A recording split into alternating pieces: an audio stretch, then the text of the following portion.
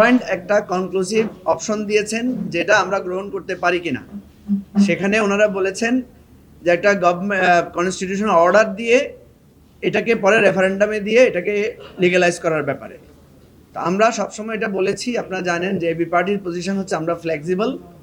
আমরা বলেছি যে আমাদের সবাইকে মত স্যাক্রিফাইস যদি আমরা করতে না পারি তাহলে আমাদেরকে এটা ঐকমত্যের জায়গায় পৌঁছানো সম্ভব না। আপনারা দেখেছেন কেউ কেউ এটা বলেছেন যে জুলাই ঘোষণাপত্রকে অনেকে আজকে চ্যালেঞ্জ করছেন, কিছুদিন আগে যেটা আমরা ঐকমত্যভাবে নিয়েছি। কালকে যে জুলাই সনদকে ওনারা চ্যালেঞ্জ করবেন না, এই জন্যই তো সংশয়টা তৈরি হয়েছে। এই অল্প কয়েকদিনের মধ্যেই বলছে জুলাই ঘোষণাপত্রের কি ভিত্তি আছে। তাহলে আগামী দিনে যদি কেউ বলে যে জুলাই ঘোষণাপত্রের কি ভিত্তি আছে, আমরা এটা পার্লামেন্টে পাশ করব না, সেটাও তো উঠতে পারে। বাস্তব কথা হচ্ছে আমাদের যে কোনো কিছুই সার্বভৌম না।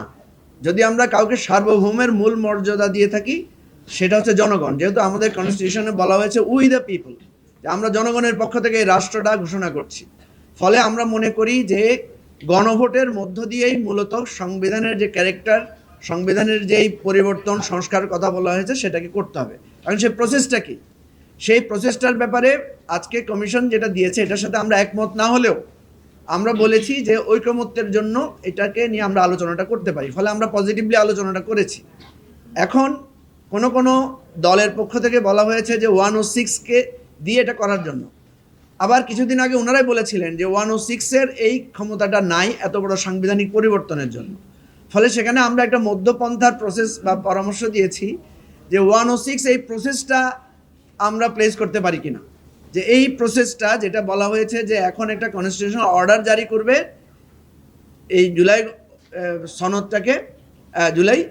সনদটাকে, এবং এটা ওনারা বলেছেন ইলেকশনের দিন একই সাথে গণভোট করার জন্য। আমাদের প্রস্তাবটা ছিল আগেই একটা গণভোট করার জন্য।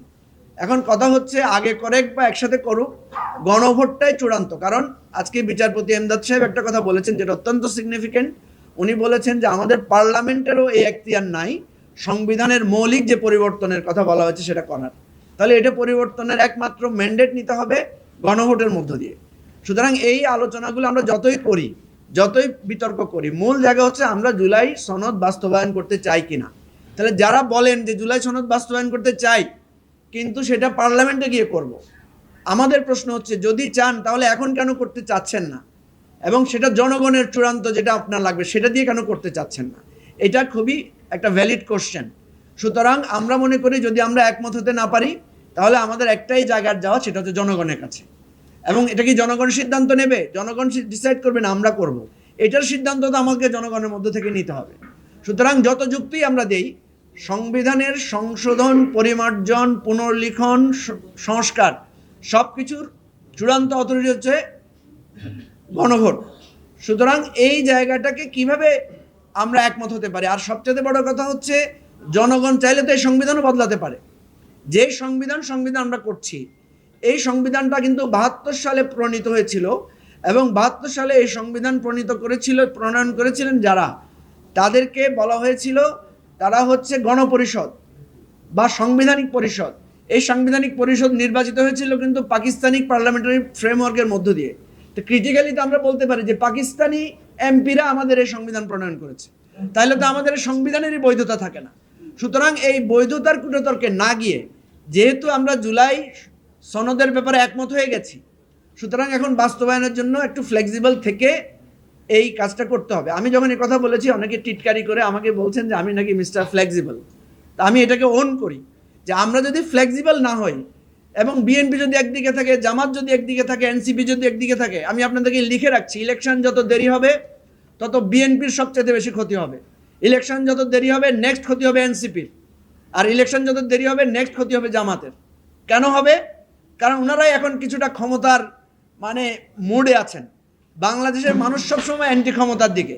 যতগুলো ইলেকশন হয়েছে আপনারা দেখবেন, নিরপেক্ষ নির্বাচন হয়েছে, সবগুলোতে এক্সিস্টিং ক্ষমতাহীন যারা ছিল তারা হেরেছেন, এবং এক্সিস্টিং পার্টিগুলো সবসময় ইলেকশন আপনার করার চেষ্টা করে, ম্যানিপুলেট করার চেষ্টা করে, কারণ তারা জানে যে জনগণ ক্ষমতাসীনদের বিপক্ষে। সুতরাং আমরা যদি ফেব্রুয়ারিতে ইলেকশন চাই তাহলে আমরা বলবো এই বিতর্কের অবসান করে কমিশন যেটা প্রস্তাব দিয়েছে এটা নিয়ে আমরা একটু নিজেরা আলোচনা করি, দু একটা দিন সময় নিই, কিন্তু আমরা একটা যাতে সমাধানে পৌঁছতে পারি। আপনাদের সবাইকে ধন্যবাদ। আসসালামু আলাইকুম।